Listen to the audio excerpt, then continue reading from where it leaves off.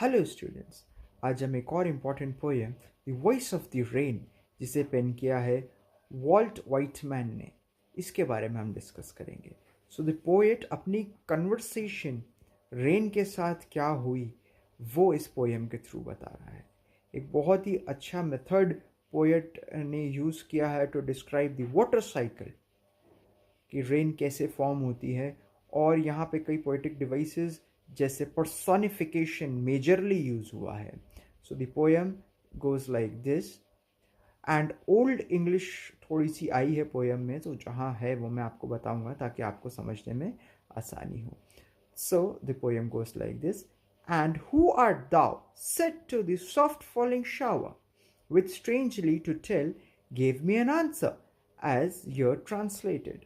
सो Walt Whitman जो एक old poet हैं, ओल्ड इंग्लिश के पोएट हैं, उन्होंने लिखा हु आर्ट दाउ। अब ये who art thou old English है, शेक्सपियर के टाइम की, पुराने समय की इंग्लिश है। आर्ट्स का मतलब होता है आर और दाउ मतलब यू। सो जब पोएट रेन से पूछते हैं कि कौन हो तुम, हु आर यू, मैंने पूछा आसमान से गिरते हुए पानी की बूंदों से। और बहुत ही आश्चर्य की बात है, स्ट्रेंज थिंग है कि मुझे इसका जवाब मिला जिसको मैंने अपनी इस पोएम के थ्रू बताया है। सो वॉइस क्या आई रेन से ये है, I am the poem of the earth said the voice of the rain, कि मैं इस पृथ्वी की, मैं इस धरती की एक कविता हूँ, ऐसा जवाब उसे मिला। Eternal I rise, impalpable, out of the land and the bottomless sea. मैं एक ऐसी कविता हूँ, ऐसी चीज़ हूँ जो इटर्नल है, अनंत काल तक है, कभी मरती नहीं, कभी ख़त्म नहीं होती, जिसे कोई छू नहीं सकता, जो मैं ज़मीन से उठती हूँ, बॉटमलेस, समतल जिसके कोई तला नहीं है, ऐसे सी से, बॉटमलेस सी से उठकर मैं ऊपर की ओर असेंड करती हूँ, अपवर्ड टू हेवन, वेंस मतलब when, vagal formed all after changed, altogether changed, sorry, and yet the same। मैं ऊपर उठती जाती हूँ, है ना, और अपने कई सारे रूप बदलती हूँ, है ना। आपने वाटर साइकिल में देखा है कि पानी जब इवेपोरेट होता है तो वो भाप बनता है, भाप बनकर ऊपर जाता है, ऊपर ठंडी हवा से जब वो मिलता है तो वो कंडेंस होता है, वाटर ड्रॉपलेट बनता है और बारिश के फॉर्म में नीचे आता है। तो ये वाटर साइकिल यहाँ पर एक्सप्लेन हो रही है कि मैं उठती हूँ, भाप के फॉर्म में जाती हूँ, मेरे कई रूप बदलते हैं और मैं वापस नीचे ज़मीन पर आती हूँ। और मैं चेंज, मेरे फॉर्म बदले हैं बट मेरा नेचर चेंज नहीं हुआ है। आई डिसेंड टू लेव द ड्राउट, लेव मतलब वॉश आउट करना, ड्राउट मतलब सूखा पड़ जाना।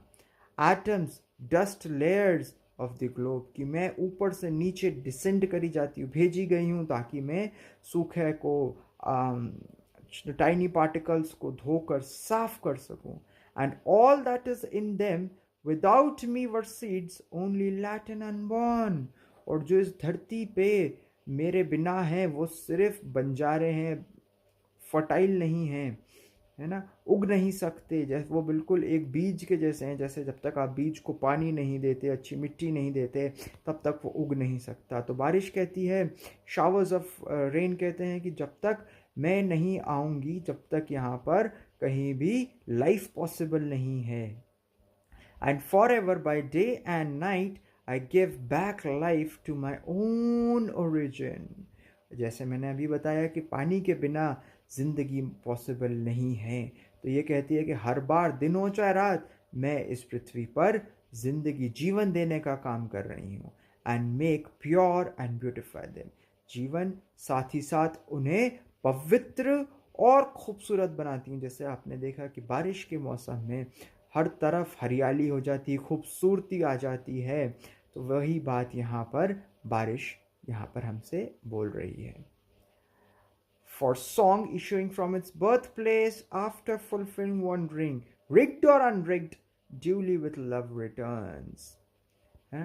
और जैसे एक गीत जो अपने जन्मभूमि से निकल कर जाता है और जिस तरीके का आनंद हर इंसान को देता है, म्यूज़िक जैसे आपको एक सुकून, एक पीस, एक हैप्पीनेस, एक जॉय देता है, वैसे ही बारिश जब इस पृथ्वी पर आती है, धरती पर आती है, चाहे वो किसी भी फॉर्म में आए, वो प्यार, खुशी और जीवन ही देती है।